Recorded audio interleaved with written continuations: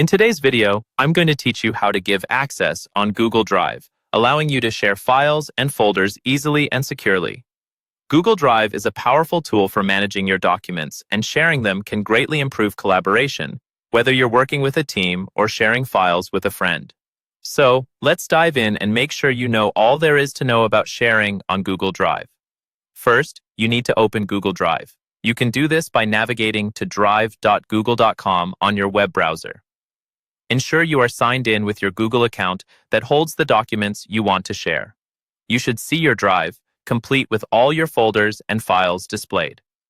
Once you've located the file or folder you want to share, right-click on it to bring up the Options menu.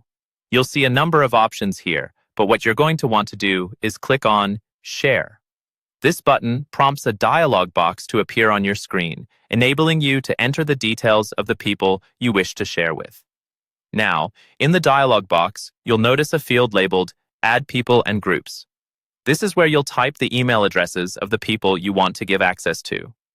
Be sure to double-check these addresses for any typos to avoid sharing your files with the wrong person. As you enter each email address, Google will show you whether that person has a Google account, which can be useful information. After entering email addresses, you can set permissions. You will see options to assign people as viewer, commenter, or editor. The viewer can only look at the content, the commenter can leave comments on the document, and the editor can make changes. Think carefully about what level of access each person needs and select the appropriate role for each recipient.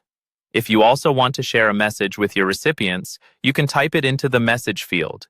This can be helpful for providing context or special instructions about the file.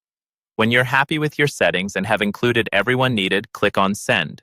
Google will then send out an email notification to each recipient, providing them with the link to access the file and any message you included. That's it. You've successfully shared a file or folder on Google Drive. Sharing this way ensures that you maintain control over who sees and edits your files. Remember, you can always revoke access or alter levels of permission by revisiting the share settings for that document at any time. I hope this walkthrough helps you navigate Google Drive sharing with ease. Don't forget to like the video if you found it helpful and subscribe for more guides like this.